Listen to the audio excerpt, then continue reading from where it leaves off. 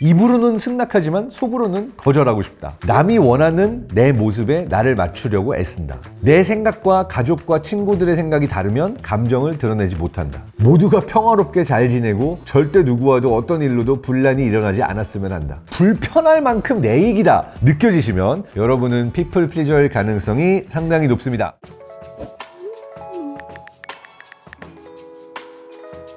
안녕하세요, 뇌과학 박사 장동선입니다. 오늘은 읽으면서 정말 킹받는 책 하나 소개해 드리려고 합니다. 이 책의 저자는 정말 킹이고요, 패트릭 킹입니다. 그리고 정말 진정성이 있는 책인데요, 옮기니 이름이 진정성입니다. 그래서 오늘은 킹받는 책 진정성 있게 한번 소개해 드리도록 하겠습니다. 책의 제목은 거절하지 못하면 원하는 삶을 살 수 없다. 부제가 친절 강박자 피플 플리저를 위한 마음의 기술이에요. 피플 플리징은 뭐냐면 내가 진짜 원하지도 않는데 사람들이 듣고 싶어하는 말들을 해주는 거, 그리고 사람들에게 인정받고 싶어하는 거, 칭찬받고 싶어하는 것, 그렇기 때문에 늘 끊임없이 다른 사람의 마음에 들기 위해서 행동하는 사람들을 피플 플리저라고 합니다. 사실 좀 슬픈 거는 아시아 사람들의 이미지 중에 피플 플리저가 좀 많고요. 그 이유는 서양 사회, 그러니까 유럽이나 미국 사람들은 우리가 저맥락 사회라고 부릅니다. 사람들 사이의 관계나 맥락을 크게 중요시 여기는 게 아니라 개인의 생각, 개인의 신념, 그래서 자기 PR을 잘해서 나의 의견을 잘 드러낼 때 성공하기 좋은 사회인 거죠. 반면에 아시아권, 특히 동아시아, 중국, 한국, 일본, 이 국가들은 대표적인 고맥락 사회로 분류가 됩니다. 그냥 나 하나의 의견이나 나라는 사람이 중요한 게 아니라 나의 관계, 내가 어떤 사람들에게 어떻게 보이는가, 되게 복잡한 맥락과 관계가 중요한 사회라고 볼 수 있는 거죠. 그러면 피플 플리저가 되는 이유가 뭘까요? 피플 플리저는 하루아침에 되는 게 아니라고 해요. 유년기가 굉장히 중요하고, 유년기에 했었던 부모님, 교사, 누군가가 나를 감정적으로, 신체적으로 학대하거나 무시하는 경험을 많이 받으면 피플 플리저가 될 확률이 높다라는 이야기를 하고 있습니다. 이 중에서 피플 플리저를 만들어내는 굉장히 안 좋은 경험 중에 하나가 부모의 조건부 사랑이라고 얘기를 합니다. 너 이거 시험 문제도 다 못 풀었어? 숙제할 거 안 했어? 너 이거 할 거 안 해놓고 어떻게 엄마가 널 사랑해 주기를 원해? 네 할 일을 다 해야 사랑을 받는 거야. 이거 다 못하면 너는 사랑받을 가치가 없어. 이러한 형태의 경험을 하고 자란 아이들의 경우는 피플 플리저가 된다고 하죠. 또 하나가 있어요.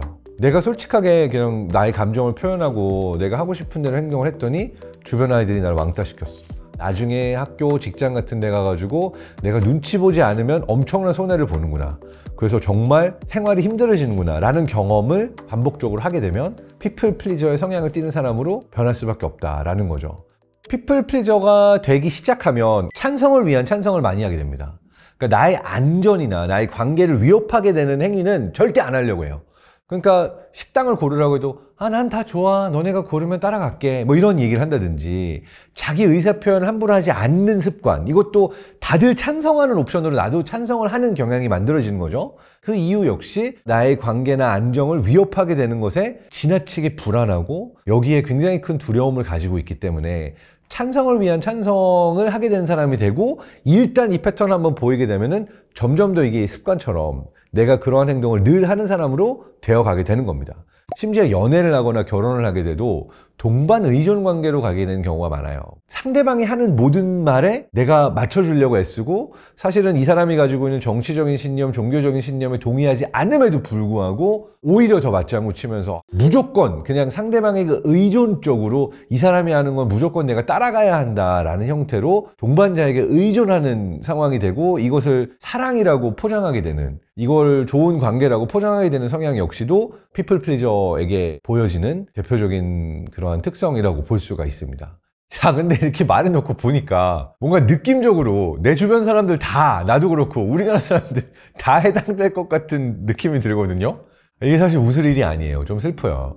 왜냐하면 지금처럼 피플 플리저의 성향을 모두가 보이고 있다는 얘기는 한 사람 한 사람이 가지고 있는 불안, 우울, 억울함, 우화, 이러한 억눌리고 표출되지 못한 아픔과 상처가 많다라는 걸 보여주고 있어서, 대한민국의 어떠한 우울, 불안, 정신건강 지수가 아주 좋지 않은 것과 우리들 중에 이렇게 피플 플리저라고 불리는 그러한 사람들이 많다, 뭐 대부분이 아닐까라고 하는 것은 밀접한 상관관계가 있다라고 보입니다.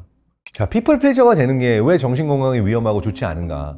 피플 플리저 성향을 가지고 있는 사람들에게 가장 먼저 자기 방임이라고 하는 부분이 보입니다. 뭐냐면 남들에게 다 맞춰주느라고 정작 나 자신의 건강, 나 자신의 욕구, 내가 나 스스로를 챙기는 거는 거들떠보지 않게 된다는 거예요. 그래서 내가 뭘 좋아하는지도 모르고 내가 언제 아픈지도 모르고 내 스스로의 감정을 봐주지 않죠? 그러면은 수동적으로 공격적이 됩니다. 아, 왜 나는 다른 사람들 마음을 항상 알아주는데 내 마음 알아주는 사람은 없어? 그러니까 굉장히 울분과 슬픔과 분노가 조금씩 차오르게 되는 사람이 되는 거죠. 이거 정신적으로 좋지 않습니다. 우리의 뇌를 병들게 할 수 있는 거예요. 스트레스 호르몬이 쌓이게 되면서 어느 순간은 번아웃으로 갈 위험도 높아지고요. 감정적으로 지나치게 민감한 사람이 되도록 내 편도체의 과활성화도 가져오게 되고, 그리고 나중에는 전두엽에서 내가 스스로 어떤 사람인가 자기 자신을 아는 메커니즘 역시도 타격을 입게 돼서 정상적으로 작동하지 않는 상태가 될 수 있다고 하는 거죠. 그래서 이게 진짜 안 좋은 건데, 뭐가 행복한지도 모르고 무엇이 날 즐겁게 하는지도 모르고 내가 스스로 즐거울 수 없는 사람으로 변해가는 거죠. 흥미로운 게 뭐냐면요, 내가 늘 다른 사람의 기분을 맞춰주려고 하고 다른 사람들이 잘 됐으면 좋겠다라고 생각하는 사람이 어느 순간 통제 욕구가 아주 강한 사람이 될 수 있어요. 뭐냐면 모든 게 안정돼야 되니까, 내가 상처받으면 안 되니까 내가 가까운 가족, 친구부터 시작해서 가까운 사람들을 통제하려고 하는 욕구가 올라가는 사람으로 변해갑니다. 그러니까 이게 좀 슬픈 일인 게, 내가 다른 사람이 좋자고 맞춰주던 일에서 시작을 하는데 어느 순간은 내가 막 통제하고 싶어하고 모든 것들을 이렇게 내 마음대로 되게 하려고 하는 종류의 사람이 되는데, 이러한 강박이 생기고 나면은 관계도 힘들어지고 나도 힘들어지고 주변 사람도 힘들어져요. 그래서 피플 플리징은 어느 순간 스스로 알아차리고 멈춰야만 한다. 자, 그렇다면 어떻게 하면 피플 플리저에서 빠져나올 수 있을까요? 이거 참 어려운 화두예요. 왜냐하면 제가 볼 때는 우리 사회 전체가 피플 플리저가 되도록 만들고 있는 사회인 것 같거든요. 어렸을 때부터 엄마 아빠 말 잘 들어라, 선생님 말 들어야지, 남에게 패 끼치거나 눈치 볼 일 하지 말아야지 라고 얼마나 많이 눈치 보는 얘기를 들으면서 자랍니까? 사회 전체가 어떻게 보면 우리가 피플 플리저가 되도록 강요하고 있는데, 과연 여기서 어떻게 빠져나올 수 있을까? 첫 번째 스텝은 어떻게 보면 조금 극단적일 수 있어요. 일종의 노출요법으로 가야 된다고 얘기를 하거든요. 왜냐하면 이유 없는 불안, 내가 경험해보지 않은 어떠한 상황에 대한 불안은 경험해봐야 업데이트가 되거든요. 그러니까 내가 한 번도 딴 사람 앞에서 내 목소리를 낸 적이 없어, 거절한 적이 없어, 이러면은 불안할 수밖에 없어요. 어떻게 그래? 어떻게 내 이야기를 해? 그럼 딴 사람들이 나를 나쁘게 보지 않을까? 어마어마한 두려움과 불안이 존재를 합니다. 근데 이거는 그 상황을 행동으로 돌파해보지 않고는 깨지지 않아요. 그러니까 내가 두려워하던 시나리오에 나 스스로를 던져놓는 행동을 한 번쯤은 해봐야 되는 거예요. 자, 근데 이게 어렵잖아요. 두렵고 불안하잖아요. 그래서 이걸 하기 위한 팁이 뭐가 있냐면, 두려움 사다리라는 거를 한번 적어보라고 합니다. 그러니까 뭐냐면, 두려움도 레벨이 있잖아요. 예를 들어서 같이 점심 먹으러 가자고 하는데 혼자 점심 안 먹으러 가기, 요거는 두려움 사다리에서 조금 낮을 수 있어요. 조금 두렵지만 이건 해볼 만하다. 낮은 레벨, 좀 쉬운 레벨에서부터 조금 두려움이 높은 레벨까지 사다리를 타고 올라가듯이 한번 시도를 해봐야 된다라고 하는 노출요법, 두려움 사다리 요법이라는 게 있습니다. 그리고 두 번째 연습, 선긋기 연습이라고 볼 수가 있는데요, 적당한 거리 두기입니다. 사실 저도 이걸 좀 어려워했어요. 저는 누군가를 소개해달라고 하거나 아니면 저 너무 어려운데요 도와주세요 라고 하는 종류의 부탁이 많이 옵니다. 근데 그러면 잘 내치지 못하는 성향이었어요. 근데 지금은 그냥 과감하게 저는 그건 못하겠습니다 라고 노를 이야기를 해요. 그 부분에 대해서는 저만의 선을 그어놓고 이건 아니다 라고 하는 부분을 그냥 스스로의 원칙으로 만든 거죠. 나의 선은 여기까지고 이건 할 수 있는 일 없는 일이라고 내가 먼저 내 스스로와 연습을 하면서 선을 그어 놓으면 나중에 이러한 부분을 거절하기도 좀 쉬워지는 것 같더라고요. 자, 근데 거절 못하는 사람은 끝까지 못하는 부분들이 있죠. 사실 이거 알면서도 못하는 경우가 많습니다. 그래서 거절을 좀 더 잘하기 위해서 연구 하나를 소개해 드리려고 해요.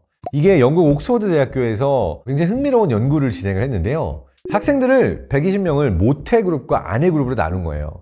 예를 들어서 초콜릿을 먹으면 안 되는 상황이 왔을 때 난 초콜릿 못 먹어 라고 얘기를 하는 그룹이었던 반면, 나는 초콜릿 안 먹어 라고 말하는 그룹은 어떤 차이를 보이는가 라고 하는 거를 연구했는데요, 안 해 라고 말하도록 연습시킨 그룹이 거절 능력이 더 뛰어났다.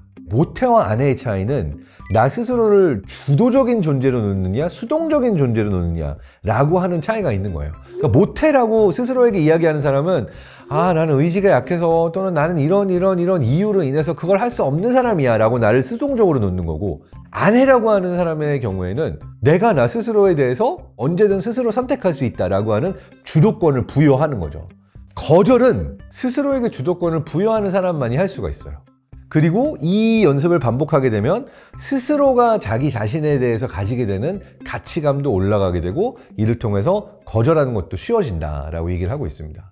자, 그래서 거절하는 연습을 하기 시작하면 분명히 후폭풍이 옵니다. 후폭풍 와요. 욕먹는 거, 막 나쁜 경우에는 조리돌림 당하는 거, 와, 알고 보니 사람이 변했어. 언제는 그냥 불러주면 고맙다고 달려오더니 이제는 내가 부르면 막 연락받는데도 하루씩 걸리네, 막 이런 사람들이 나올 겁니다. 그래서 이 부분은 이제 어떻게 보면 관계에 맷집이 생겨나는 과정이라고 볼 수가 있는데, 어느 정도의 맷집은 생겨나야지만 내가 내 삶을 챙길 수 있는 것 같긴 합니다. 모든 사람에게 좋은 소리는 들을 수 없다. 자, 이때 제가 제 스스로에게 얘기하는 말들이 두 개가 있어요. 뭐냐면, 관계가 좋아질 사람은 내가 거절하더라도 관계가 끊기지 않아요. 반면에 도와주고도 욕먹는 관계가 많아요. 잘해주고도 욕먹습니다. 이 사람이 원하는 건 내가 다 맞춰줄 수가 없어요. 내가 승낙을 하건 승낙하지 않건 결국은 관계가 안 좋아지고 욕먹을 수밖에 없는 종류의 사람들이 존재해요. 이 경우는 차라리 일찍 욕먹자, 관계하지 않고 욕먹는 게 낫다 라고 생각을 합니다. 자, 이때는 독일 속담이 하나 있는데요, 그 속담을 저는 되뇌이면서 이 후폭풍을 넘기려고 노력을 합니다. Ist der Ruf schon einmal ruiniert, dann lässt sich leben ungeniert. 이렇게 얘기를 해요. 무슨 얘기냐? 살면서 악명이 높아지면 자유가 생긴다. 와, 쟤는 착한 사람이 아니야, 너가 물어봐봤자 안 될걸? 막 이런 악명이 이제 생기는 거죠. 좋은 거예요. 자유가 생기는 거예요. 그러니까 이렇게 관계가 틀어지고 나면 자유가 생겨요. 그래서 일부러라도 틀어지게 만들고 버려야 될 관계는 버려야 된다고 생각합니다. 어차피 친해질 수 없는 관계가 있고 나를 힘들게 만드는 관계가 있어요. 그러면은 이 관계는 일찍 떼어내는 게 좋다. 차라리 악명이 생기면 안 건든다. 자, 그렇지만 이게 늘 이론과 현실이 다른 게, 저도 이렇게 말해놓고 거절 잘 못해요. 진짜 어렵습니다. 제가 정말 존경하는 선배님인 최재천 교수님 보면서 배운 게, 최재천 교수님 주말 일정 절대 안 잡으세요. 왜요? 이랬더니 가족과 보내는 시간입니다, 이렇게 얘기를 한 거예요. 그러니까 아무리 좋은 기회가 오고 부탁이 와도 죄송하지만 전 가족이 중요합니다, 가족과 시간을 가질 거예요. 굉장히 강력한 하나의 선이에요. 정말 멋있더라고요. 그래서 주말에 최재천 교수님이 한번 시간 내주신 적도 있긴 한데 너무너무 고마웠고, 이게 예외라는 걸 아니까 더 고마운 마음이 생겼지만 기본적으로는 이건 아니다 라는 걸 알고 있어요. 그래서 이 부분이 나에게 중요하니까 거절을 할 수밖에 없다라고 하는 걸 연습하면서 관계도 좋아졌고 저 스스로에 대해서도 좀 좋은 점이 많아졌어요. 그래서 거절을 연습하는 것, 처음에 어려웠지만 할수록 의미 있고 왜 중요한지 깨닫게 되기도 했습니다. 여러분도 거절 잘 할 수 있습니다. 이상으로 생각보다 쑥 읽히는, 굉장히 쉽게 에센스가 와닿는 거절하지 못하면 원하는 삶을 살 수 없다라고 하는 책을 오늘 소개해 드렸고요. 제 스스로의 어떤 요즘 삶의 화두 중에 하나라서 저도 굉장히 많이 공감하면서 읽었던 책입니다. 좀 더 편안하게 스스로의 행복과 건강을 챙기면서 살 수 있기를 응원하면서 오늘 영상 마치도록 하겠습니다. 여러분을 응원합니다.